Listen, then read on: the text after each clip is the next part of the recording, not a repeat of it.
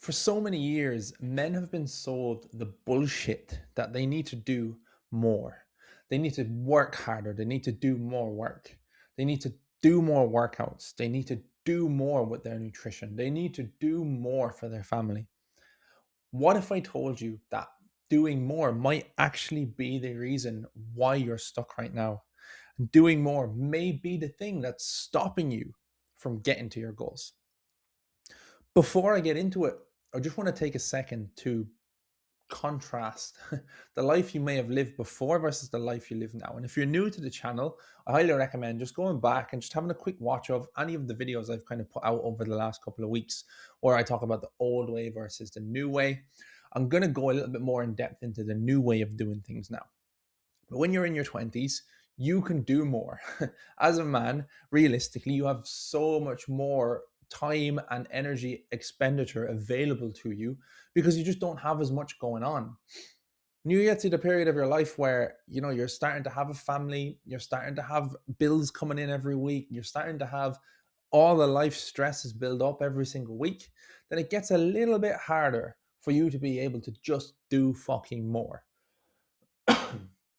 There is only a certain amount of things that you can stack up into your stress cup before doing more becomes the fucking thing that stops you from getting to where you want to go. So today I want to talk about the difference between doing more and doing better. Because I genuinely believe that doing better is way, way more than doing more. And I'm going to explain exactly why today. So if we just dive in, we just have a quick look and we just basically see where we're starting here. So the do more, the do more guys, you see them all the time. The do more coaches, you need to do more. Let's do 5 or 6 days a week. The bodybuilding style coaches, the guys that are basically saying that you need to just train as many days as you possibly can. And then when you're not training on your days off, you should be doing cardio, you should go running, you should be doing all this stuff. And you're going to just grind. You're going to grind yourself into the ground. But the problem I see with that is that works. Yes, it fucking works. It works for guys in their early 20s. It works for guys who don't have a family. It works for guys who have their shit together outside of life, but they don't really have a life inside of life, as cliche as that may sound.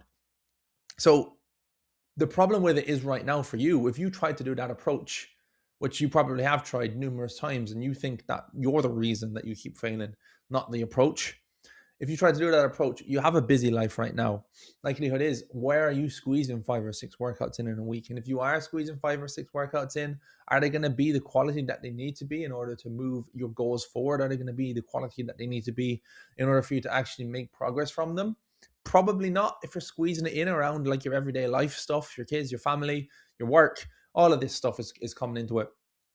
Likelihood is, if you're like me and you have kids, or you don't have kids, or you're working crazy hours and you're really stressed all the time, you probably have less sleep as well. You're probably not sleeping your recommended 8 hours every day. For me, most of the time I'll get 5.5 to 6 hours sleep a day, and that's actually enough for me, but it's not as much as I was getting at one point. So obviously I'm not recovering as well from my workouts as I once was.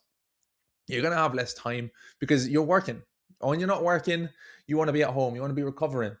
And when you're at home recovering, you probably want to be present with the people that you're at home with. You probably have a partner, you probably have friends, you probably have kids who are there in your corner, and you want to be able to be with them. You want to be present with them. If you're training 5 or 6 days a week, you're not only losing the 5 or 6 days a week, you're also losing the presence as well, because you just feel so tired, so drained, so burnt out all the time. And it stops you from being able to be present in the moment with your kids and your family, which is literally the thing that most people really want. And when you do try the 5 or 6 days a week and you don't get to stick to it and it feels hard, you think that you're not able to stick to it because you're not good enough. And you start telling yourself that I should have done better. I said I'd do 5 days in the gym. I'll do 6 days in the gym this week, but I only did 2. That's a really bad week. What the fuck is wrong with me? Why can't I stick to my word? And you lose confidence in yourself and you don't get to make any progress as a result. And it starts getting worse and worse and worse because you start speaking down to yourself. Imagine, the analogy that I would always use is, if you ask someone to go for a coffee with you and you turned up and you're waiting in the coffee shop and that person just doesn't turn up, you're probably sitting there thinking like, where the fuck are they? And they don't let you know. And then you do it again the next day, and you're sitting in the coffee shop and you're like, why the fuck are these people, like, why are they not turning up? They've told me that they're going to turn up. And then the third time they ask you to go for the coffee, you're like, nah, fuck you, I'm not going to meet you for coffee because I'm not sitting in the coffee shop waiting for you and you're not going to turn up. It's the exact same with yourself. Tell yourself you're going to do 5 or 6 days, but you only do 1 or 2, and you don't trust yourself enough to actually do it the next week. So then this is where the disconnect comes from. And then you start losing your social life as well, and you start retracting into a little bit of a bubble, a little bit of a shell, because when you do go out and you do have a few drinks, or you do go out and you have a meal out with your partner or whatever, you feel bad because you're off your plan. And because you haven't been able to do the plan, you haven't been able to stick to it in the way that you would like to stick to it. It makes you feel guilty because you haven't done enough of what your standard is to actually move the needle forward. So you just feel guilty. So again, you're not present in the moment. You're not present in the drinks. You're not present in the food. You're not present with your partner. You're not listening to what she's saying. You're just thinking about something else. You're thinking about how you could have done more in the gym. You're thinking about how you could have worked harder during the week. And what you really want is more time with your family. That's what I really want. I go to the gym 3 days a week now, and I fucking hate being there. And realistically, I do it because I know that it's going to have a knock-on effect, which I'm going to go into more in this video. But you don't get more time, and you actually get less time, because not because you're training 5, 6 days a week, because most of the time you're only getting in 2 or 3 days a week, if that, if you're lucky.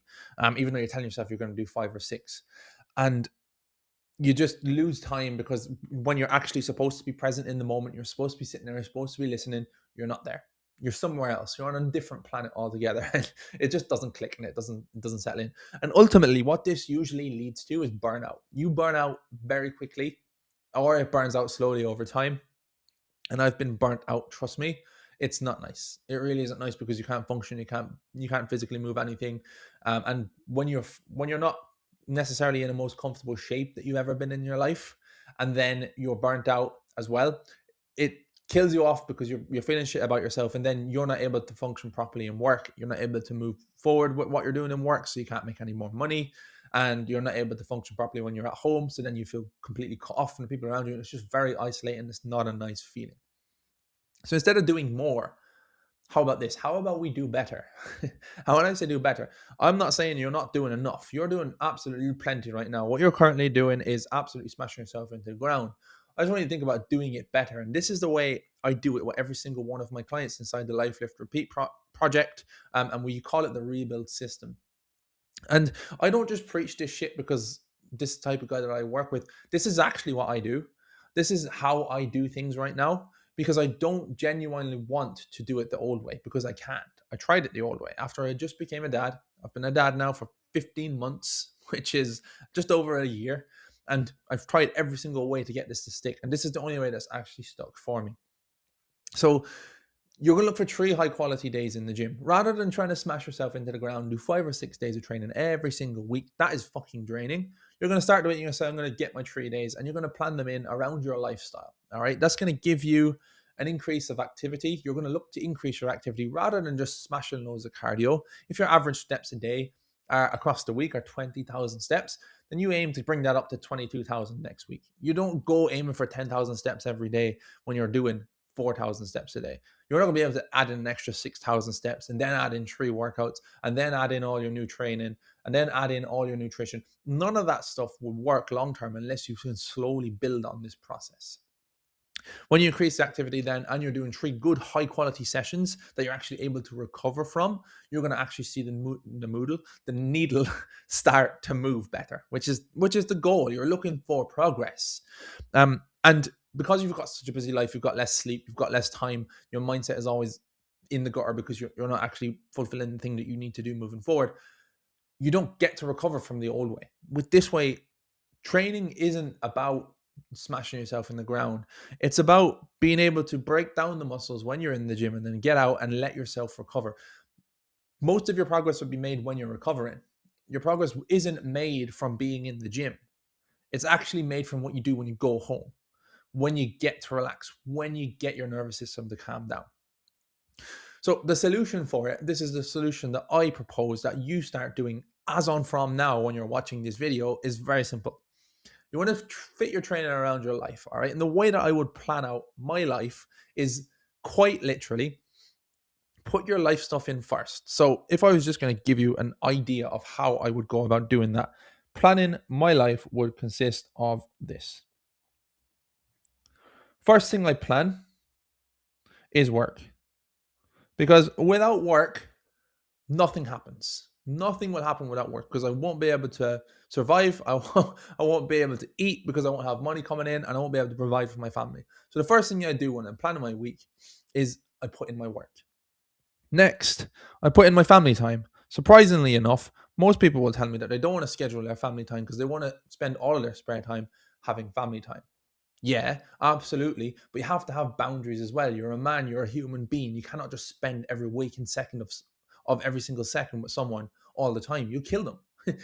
You will actually end up killing someone if you're just around them all the time. And as much as I fucking love my family, I love them so much. I love my little girl. I would do anything in the world for her, and I want to spend every single second with her.